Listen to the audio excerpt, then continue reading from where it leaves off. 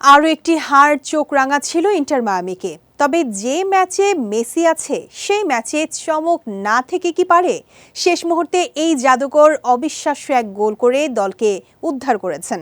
ফলে গোল বন্যার ম্যাচটি শেষ পর্যন্ত ড্র করেছে ইন্টার মায়ামি। গোলাপি জার্সিধারীরা সবশেষ জয় পেয়েছিল এই বছরের ৪ মে মেজর লিগ সকারে নিউ ইয়র্ক রেড বুলসের বিপক্ষে।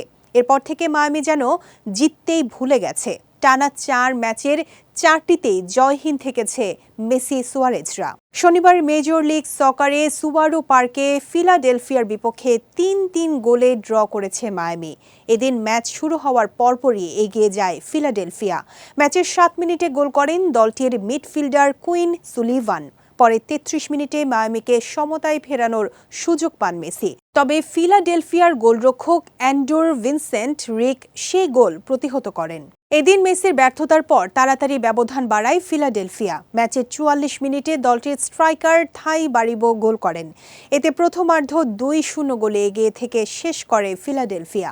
তবে ম্যাচের দ্বিতীয়ার্ধে ব্যবধান কমাতে ইন্টার মায়ামির লাগে ১৪ মিনিট। ৬০ মিনিটে গোল করেন দলটির মিডফিল্ডার তাদিও আলেন্দে।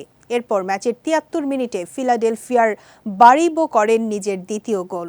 ওয়ালটন আবারও মিলিয়নিয়ার অফারে ওয়ালটন ফ্রিজ কিনে আপনিও হয়ে যেতে পারেন মিলিয়নিয়ার।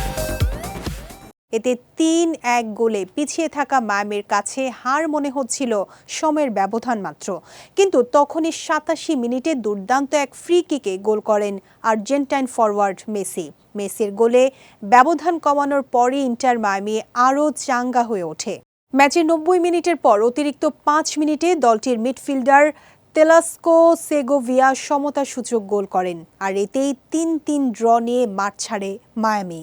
এই ড্রয়ের পর ১৪ ম্যাচে ৬ জয়, ৫ ড্র ও ৩ হারে ২৩ পয়েন্ট নিয়ে MLS-এর ইস্টার্ন কনফারেন্সের পয়েন্ট তালিকায় মায়ামির অবস্থান এখন ৬ নম্বরে। আর সবার উপরে থাকা ফিলাডেলফিয়ার পয়েন্ট ৩০।